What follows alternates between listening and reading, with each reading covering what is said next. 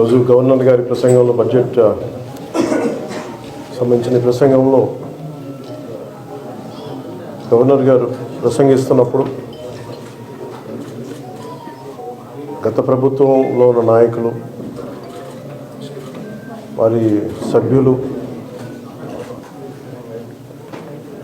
చాలా హుందాగా గవర్నర్ గారు ప్రభుత్వం తరపున ఆయన సందేశాన్ని తీసుకెళ్తున్నప్పుడు వారు చేసింది ఏమాత్రం సబబుగా లేదు. గవర్నర్ గారు గత నెల రోజులుగా ఆయన ఆరోగ్య పరిస్థితి బాగా లేకపోయినా కానీ కంటిన్యూస్గా తీవ్ర జ్వరంతో బాధపడుతున్నప్పటికీ కూడా ఆయన ప్రత్యేకించి వచ్చి ఆయన రోజుని చాలా ఘనంగా చాలా బలంగా ఈ మెసేజ్ని ఇచ్చినందుకు ముందుగా గవర్నర్ గారికి మా ప్రత్యేక ధన్యవాదాలు. గవర్నర్ గారి ప్రసంగంలో వైసీపీ అగ్రనాయకత్వం కానీ సీనియర్ నాయకులు కానీ వారి ఎమ్మెల్సీ సభ్యులు కానీ గవర్నర్ గారి ప్రసంగం పత్రులు చించేయడం కానీ లేదంటే వారు ప్రత్యేకించి డిమాండ్ మాకు ప్రతిపక్ష హోదా ఇవ్వాలి అనేది చాలా బలంగా మాట్లాడుతూ వచ్చారు.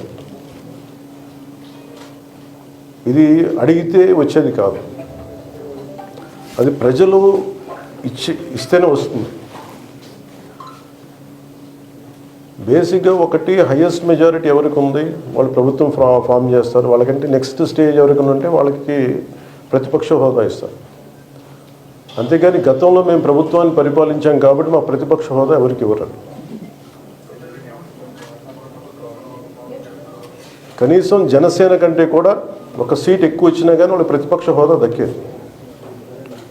ఈ రోజున ప్రభుత్వంలో second largest party Janasena.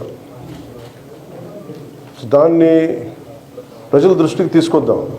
YCP నాయకులు వాళ్ళు చేస్తున్నారంటే మాకు ప్రతిపక్ష హోదా ఇస్తే తప్ప మేము అసెంబ్లీలో అడుగు పెట్టాం లేదంటే ప్రసంగాలు అడ్డుకుంటాం అని ఇది సరైన మెసేజ్ బయటికి అందదు.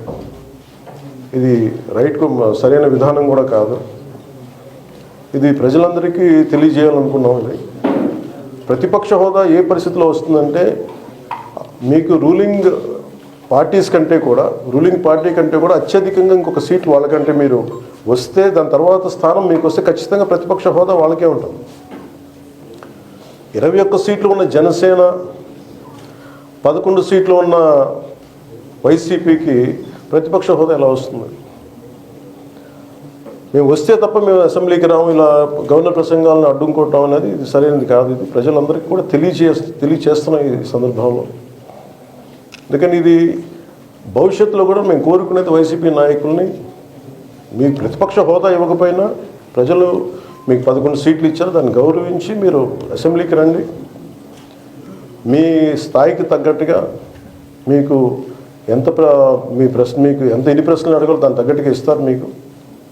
ఇవన్నీ దాటి మన స్పీకర్ గారు కూడా చాలా గౌరవంగా 11 సీట్లు వచ్చినప్పటికీ కూడా చాలా గౌరవంతో ఇంతకాలం వాళ్ళకి ఇస్తూ వచ్చారు.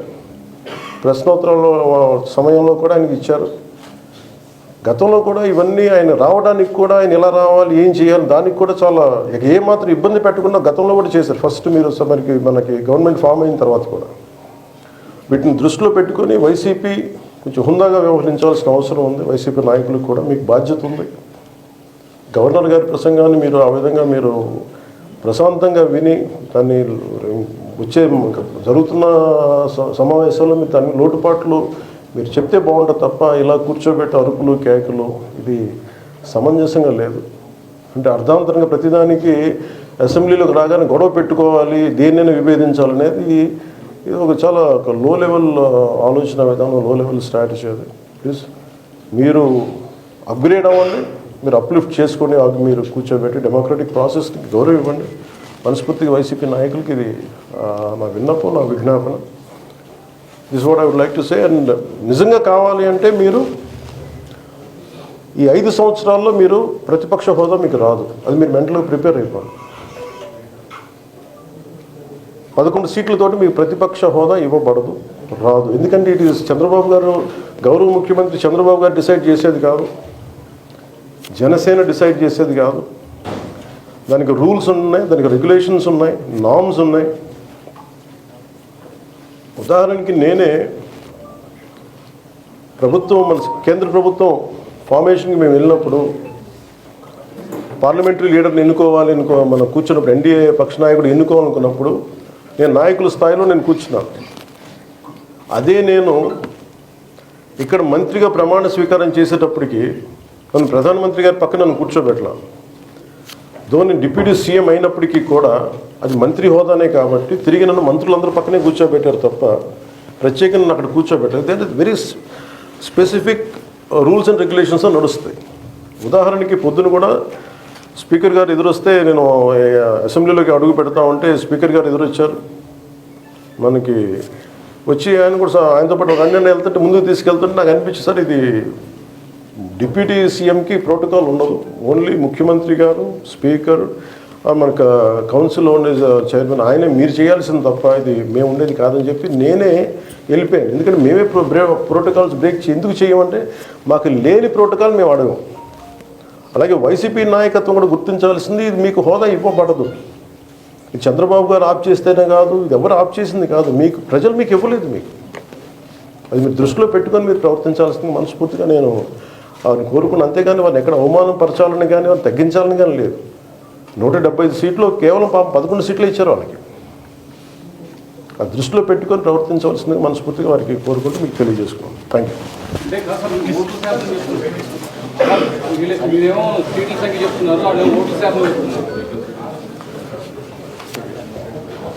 ఫస్ట్ అప్పుడు ఏం చేయాలంటే సార్,